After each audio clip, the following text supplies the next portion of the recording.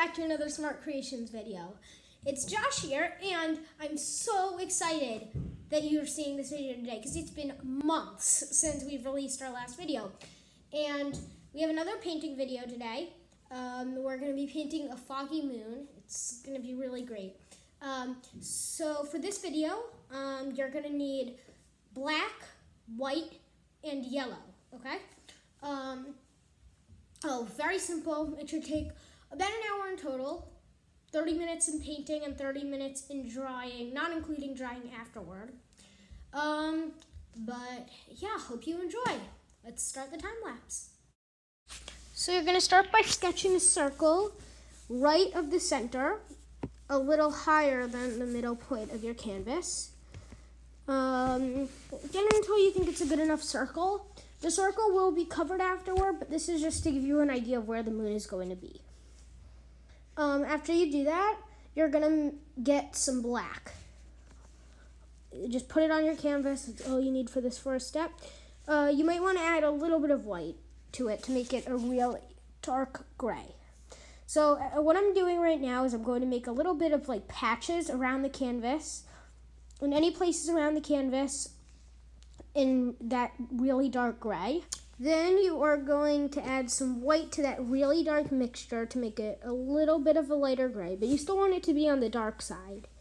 And then what you're going to do is you are going to sort of in different places make similar patches, just in different places than you made that really dark gray originally.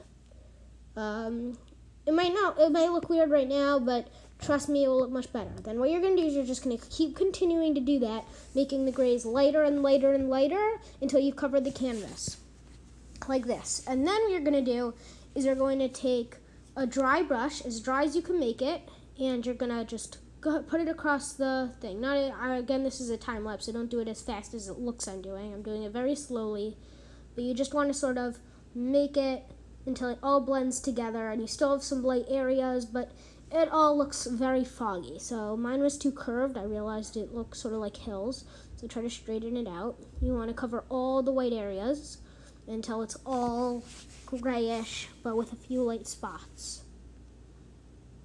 And after you do that, you are going to, it should look something sort of like what I have here, just with different spots that are gray and dark gray.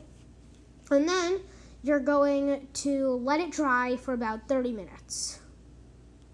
Once it's dry, you're going to make some very, very, very light yellow, so you can barely even tell it's yellow. It looks mostly white. And you're going to make that circle again. Make it pretty big, because what you want to end up doing is there's not a lot going on in this painting, so the moon is sort of the main focus. So you have it around the size that I have it. You're going to, in mine, I did it a little bit before it was fully dry, so that, you know how on the moon there's some gray spots? It helps to do that. And then I just add some splotches of white in it, and it ends up creating this really realistic moon. So after you do that, it should still be dry, your sky. You're going to make some trunks at the bottom by just making some sticks, right?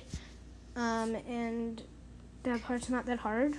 You want to make them all a little bit different, though, by adding some branches off to the side in different shapes and things like that.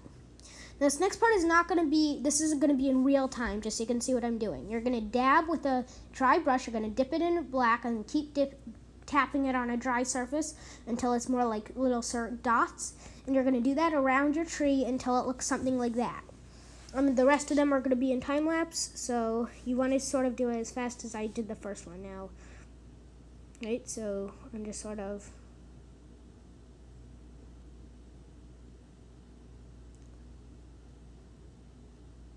So I then made the ground, so you can use that with grass or something else. And then, yeah, and then you can make those leaves. You shouldn't overcomplicate it. They should all be sort of like a tree shape, right? And something that I wish I could do better that I didn't realize until the end is you should have all your trees being spaced different distances apart. Like my last tree is really far away from the other ones. It adds a little bit of character to it. yeah. You should also add bushes and any empty spaces on the ground. That helps. That's what I did in that space in between, and then I add some bushes around it to make it not look so weird. And then there's one last step you want to do that I realized the sky's like a bit empty. So you want to take a really light gray and just make some clouds. Pretty soon we're going to have a painting technique video and a landscape technique video. And in the landscape one, I'm going to talk about clouds. So this is the final result. It looks really good. I'm really happy with it. Don't forget to like the video. And subscribe. And press the bell so you get notified every time we come out with a video like this. Hope you enjoyed. Bye. See you next time. Bye.